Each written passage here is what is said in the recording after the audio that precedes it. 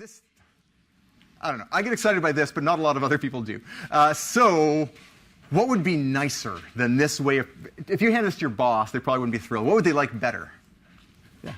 A graph, a pretty picture, absolutely. No one wants to know that the temperature in the top left corner, -1, is 91.0645 degrees. They probably really don't care. What they want to know is a pretty picture that shows the temperature distribution in a much more easily read way. So it behooves us to generate that. All right. Here, I'm going to throw some stuff at you that I don't expect you to understand yet. We will come back to it. We will revisit this. So for today, it's going to be this is how you plot two-dimensional grids. Okay?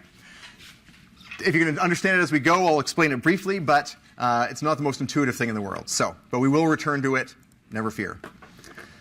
So we're going to make two linearly spaced values. So let's get to the plotting here. Make a plot. Temps. So we're going to make a grid of x's. Sx, I called it. And it's going to be linearly spaced from 0 to 1 with 5 values in it. Why? Because we have 5 by 5 grid. Okay? We're also going to make some sy's, and this is an easy thing to get wrong because it's completely counterintuitive. I'm going to go from 1 down to 0 for this one. So it's going to start at 1, go down to 0, and have 5 cells. If you want the short version of that, the issue is that when we count rows, we count from the top 1, 2, 3, 4, 5 goes down. But when we're doing x versus y plots, x0 is at the bottom and x1, 2, 3, 4, 5 is going up. So somehow we need to reconcile how we count graphs, which go up with y, and matrices, which go down with the row. So it's a little tweak for that. Then we're going to combine those two things in this mesh grid. So it's going to combine what we have here and give us a set of x and y coordinates together. Mesh grid based on the x's and the y's. And I think that's basically all we need. Yeah, we're going to do that. P color, x, comma, y, comma, tm. All right. So we're going to figure out what our grid is in x, what our grid is in y. We're going to build a mesh out of that, because those are just vectors. We need something two-dimensional. That's what the mesh grid is going to do for us. And then we're going to run this p color thing and hope to God it works.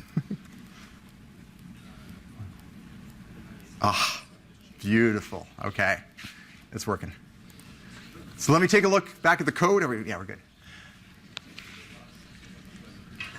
Questions about the code? I'll bring the picture back up in a second.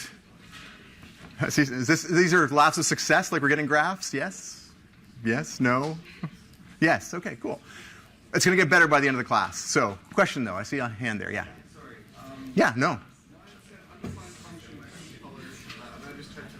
If you spell it like a Canadian, that might be the problem. Is that you? You had a U in the color? OK, yes. This is an American program. God bless them. Culturally insensitive they are. OK. They don't appreciate us. All right.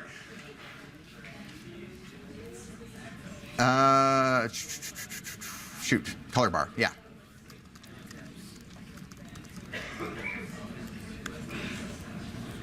All right. So there's another command I don't think I put in the PDF file, but color bar is one that you might want to add at the end. And what it does is it gives you a legend. It gives you a scale. And so here you can see all the properties we were talking about. Hey, it's hotter down here around 100 degrees, and it's 40 degrees up at the top, and you can see the temperature distribution. Okay? This is good.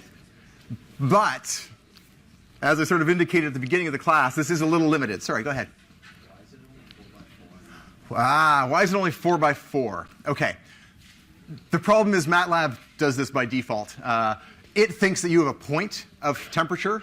So we actually have 5 by 5 grid if you look at the the intersections of the grid. And so what it's doing is coloring the middle by the average of those temperatures. So it's not perfect.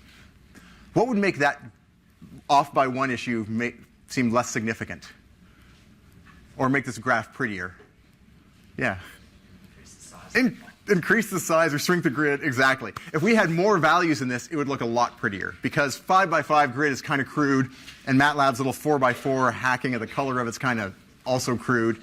So what we're going to do is, actually, no, let me do one thing first. I'm going to change this to a surface, SURF, surf, just so you can see there's other ways to output these grids once we have them. Pop it up. Yeah, so you can get some fun stuff like this that turn into 3D graphs that you can rotate. These tend to be pretty useless in actual practice, but they're pretty. So There we go. Let's close that for now. We'll go back to P-color. And now what I'm going to do here is try to do that massive search and replace before we leave. Every 25, actually, sorry, let's do this. I'll call it n squared is going to be n times n. Okay? Because there's two numbers that have been important to us, the 5 and the 25. We're going to say, what if it was a 10 by 10 grid or some other grid? And so what I'm going to do is just Control H. I'm not sure what the Mac version is. But we're going to look for every 25 and replace it with an n squared. Okay? So we're going to make a grid of n squared by n squared. Perfect. A vector b that's going to be n squared big. And so on, and so on, and so on. This looks good. It's fine. And here's where that 25 minus 5 thing made sense, because we want to replace that. And that's it. Make sure you replace the 25s first, because otherwise it also replaces, if you replace the 5s first, you lose your 25s. All right. All of our 5s should be what n is. So we're going to find the next n. Sorry, find the next 5, replace it, replace it, replace it, replace it. I'll leave that one. Replace that, replace that. So the text isn't going to quite match anymore, but everything else is pretty good. Okay. So literally, what we've said is 5 was my first idea of the grid, but now I'm going to call it n. We still have n being 5 at the top, though. So hopefully we should be able to run this and get the same grid back. Phew. All right. Same grid back. But the fun part becomes when we say, oh, that's kind of crude. Let's make it a 10 by 10 grid and run that instead. And you're going to wait. Oh, sorry. Sorry, I missed one 5s at the very, very bottom. There should be n's and n's here.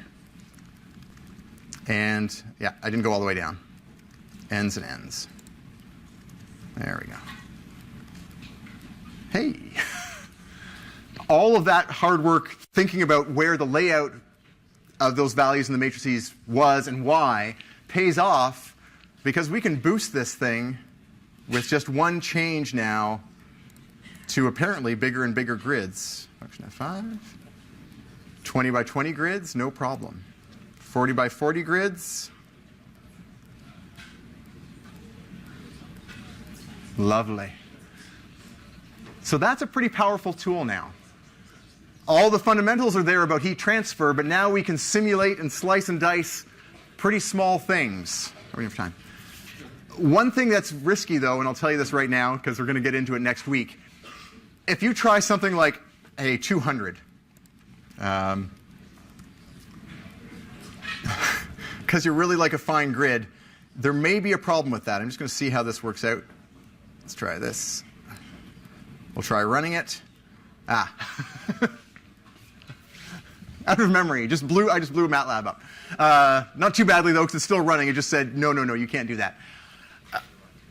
But from your intuition and software you've used, say, in graphics or other courses, a 200 by 200 grid, does that sound like something you've seen people use before?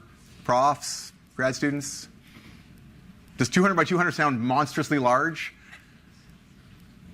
I hope not, because it's not. It's 20,000 or 40,000 elements. It's not that big a thing. So right now, as of today, we can do some fun stuff up to probably about 80 by 80. Let's go 50 anyway. Get something on the screen again.